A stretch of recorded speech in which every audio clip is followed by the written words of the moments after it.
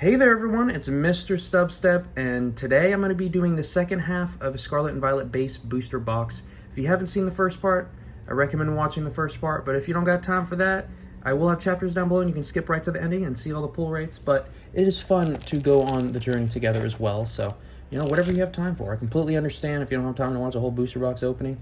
You might not even have time to open up a booster box yourself. So, you'll start out again with my favorite pack artwork from this set, the Terrestrialized Gyarados. Hopefully I can pull the Curlia illustration art, or the Curlia illustration rare, or the Gardevoir EX special illustration rare. Those are my two chase cards right now. But there are still a lot of great cards within this set, and the more and more pulls people get, the cheaper the cards get, and the more excited I am for, you know, maybe just cards and singles in general just going way down in price and everything being a lot more feasible to collect. I mean, that will drive a lot of the single prices down, allow more people to build decks affordably and play and everything. And then, oh, there's my Kimura artwork right there. I was looking for one, and it stood out immediately to me in Riolu, so hopefully I can get another Riolu in this opening so I can add that to my... Oh, I don't have this Clawitzer. Man, Clawitzer. Imagine if that shell was just pointed right at you. That'd be terrifying. Yeah, hopefully I can get another one of those so I can add it to my Kimura collection. And we got... Oh, that's Sato. Close, close, close. And I will be saving 5 codes again for myself. And the remaining 13 will go to y'all, so please, I encourage you to use them. I think today, I usually play a couple games every day because there are daily tasks that you can do in PCTGL. I know a lot of people begrudgingly have moved over now because rotation hits, I think, April 14th or something like that. So a lot of people, I mean, people will still have their online accounts for PTCGO, but yes!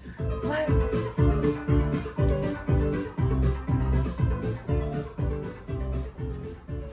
go! This is amazing. This is a beautiful, oh my gosh. Oh, yeah. I normally would not dance for an illustration rare, but I will dance for this illustration rare any day of the week. Let's finish the pack really quick. Got the Arbolive, and then Grass Energy, but let's admire this beautiful pull. So Curlia, this is one of the storybook ones. I know there's an Emboar one, there's a Charizard one, and it looks like they're going to start doing a lot more of these, which these are always really popular. But as you can see in the background, you have the Curlia there, and it's actually really hard to see through the camera. You have Ralts there. It looks like it's either Ralts or Curlia again, and you know, you see the kid or the baby, and then a Ralts plushie right there. The reason why I'm also wanting to collect the Gardevoir EX is because there's Curlias in the picture frame in the background, and I do collect all cameos as well. Unfortunately, the Gardevoir EX on the Japanese side is exceptionally expensive, but this was the last English Curlia that I needed, so now I'm fully caught up and I have all of the English Curlias to my knowledge. I technically have all the Curlia cards on the Japanese and the English side, minus cameos, because I'm missing the Gardevoir EX in English and Japanese, but there are still other cameos that I'm missing. But that is, I just made my opening. I could pull only holo rares for the rest of this opening, and I will be content because, yeah, even Miriam's price is dropping, which is awesome.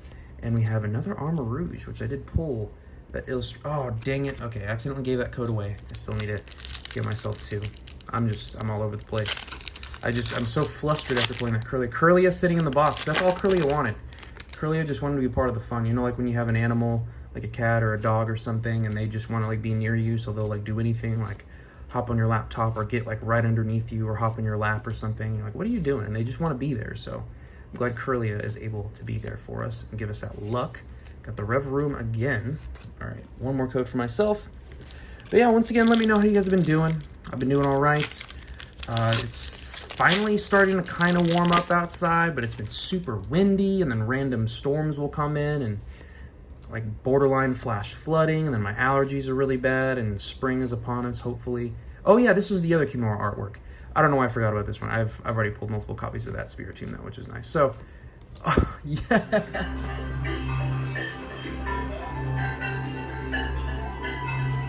Let's go.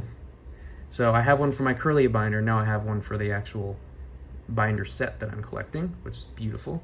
Of course, I'm gonna, yeah, I'll just put that in the Curlia pile. And the Koraidon EX, okay. Oh, failed on that one, going with the motions. But yeah, Dino Cry isn't bad. I did play the Koraidon EX deck, and I'm not gonna lie, it was pretty rough. The basic energy thing moving is awesome, but then it ends your turn, and it's... I played it with Iron... No. What is it? Old Tusk? Ancient Tusk? Old... There's Iron Treads. Was it Iron Tusk? Wow, I'm at a loss. I can't remember the name of that freaking Pokemon, but it was rough, I'm not gonna lie. Like, you have the Lucarias, which that do all right as well, but it was so slow, and all I could do is just like maneuver around. Like, I could never really get anything set. And then the Psychic weakness, when there's so many Psychic decks rampant right now. This Nest Stash is not bad. Once you're in your turn, you shuffle your hand and put it on the bottom of your deck. If you put any cards on the bottom of your deck in this way, draw a card. And if you have B-Barrel, that doesn't really matter, because then you can just move back up to... You're basically just seeing 5 brand new cards right there, which is really nice, and there's no like discard requirement or anything, and it all is staying within the deck, which is nice. I don't think I have this Bisharp artwork. That's kind of cool. Kind of in a wasteland, but then it's rainy, and then the sun is setting. I like that a lot, actually. The Spidops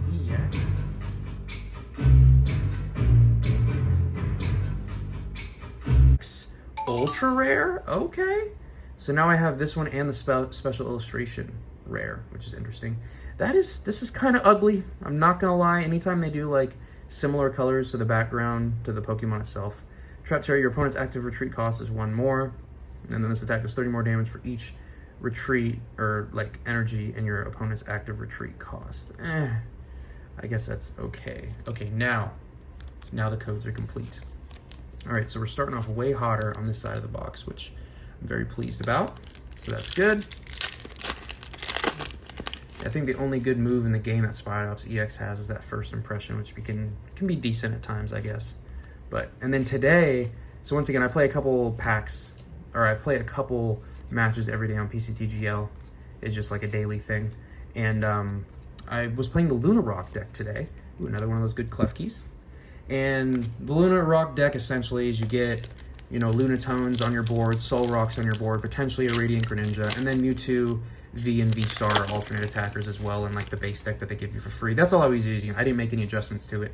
And I realized that the Luna Rock deck is definitely not as good without Scoop Up Net. It was really rough. Because even if you like Raihan, attach, and then have 4 Lunatones in play, like you can only get 6 Psychic Energies on the Lunatone at a time from the Soul Rocks.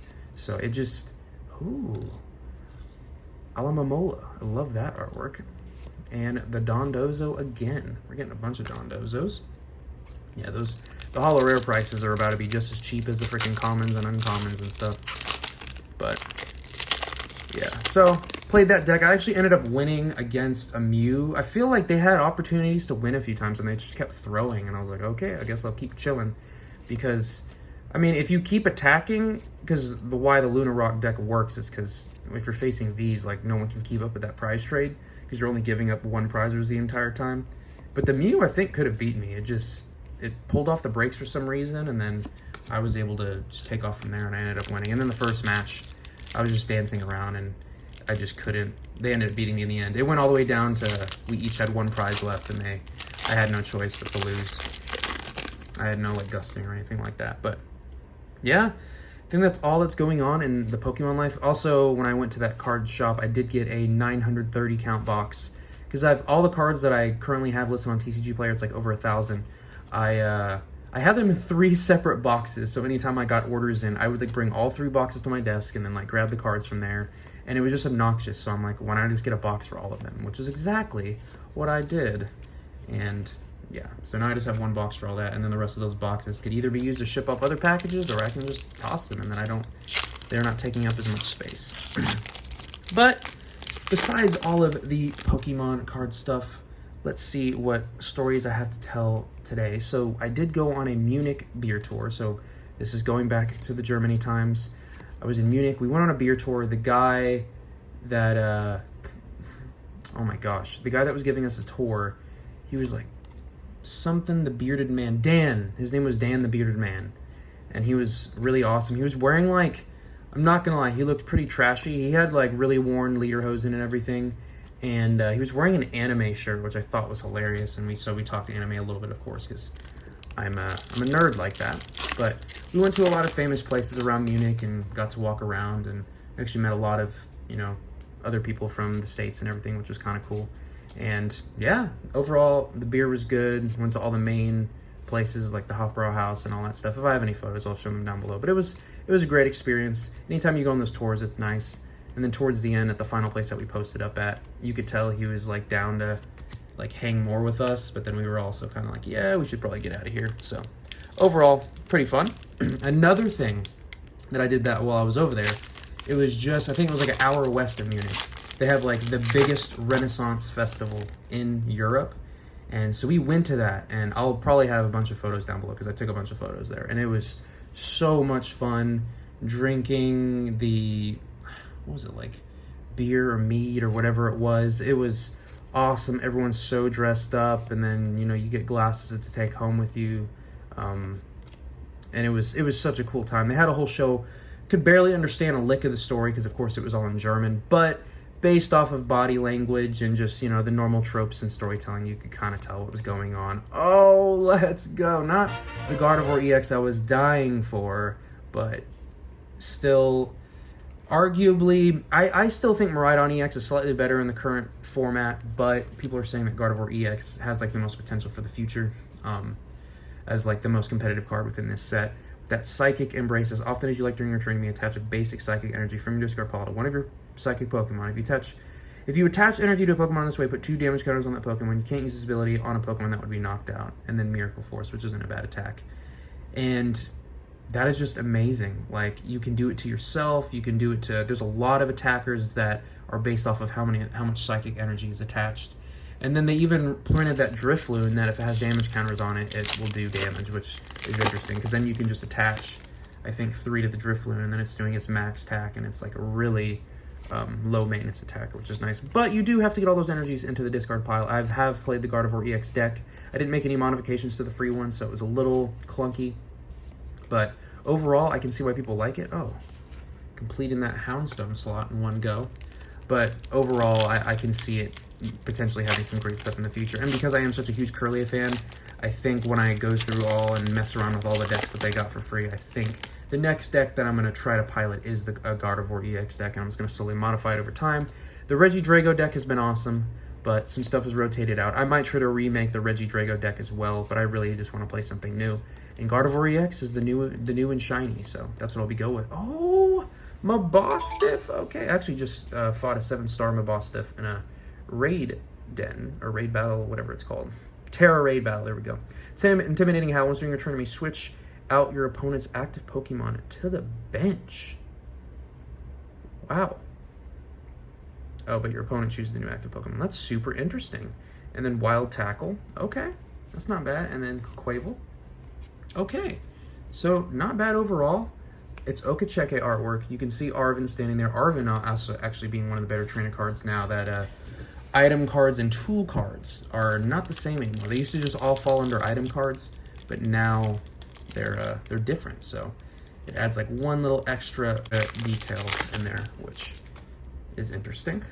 But I mean, the Pokemon card game is still very simple compared to some of the other card games. So adding that one little wrinkle isn't... Oh, speaking of Arven, hello Arven. And it's nice that that's where you meet him, and then that's where you guys like link up for, you know, the final quest or whatever, which is kind of cool too. And you do your final battle.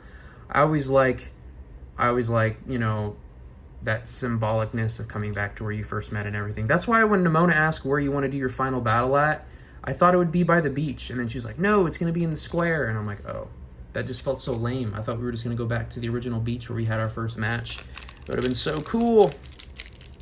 But final tack. Yeah, this box has been okay. We haven't gotten any hyper rares or special illustration rares to my knowledge. So either this last pack is saving the fire, or this booster box was lackluster, not gonna lie. So will there be anything good? Are you guys feeling the magic? Krogunk, really? Espathra, please Espathra. Use your eye strength, use your psychic to give me something good. Oh, the Miraidon, no! Wow, well, okay, I did pull my #1 chase, so I can't be upset. But this, so unfortunately, reverse Kirlia, you don't count for anything. But except in my heart. But only 5 on this end. So, at least from what I've seen the pull rates online, this is not the best opening. So I'm going to organize all my pulls even from the last opening, and then I'll go over the pull rates. So 1 second.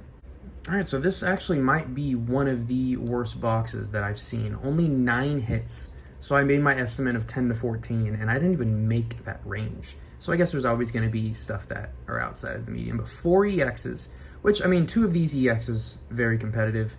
Cried on maybe in the future. Got some beautiful, and then, of course, my #1 chase card. So that's great, at least. At least I'm pulling my chases.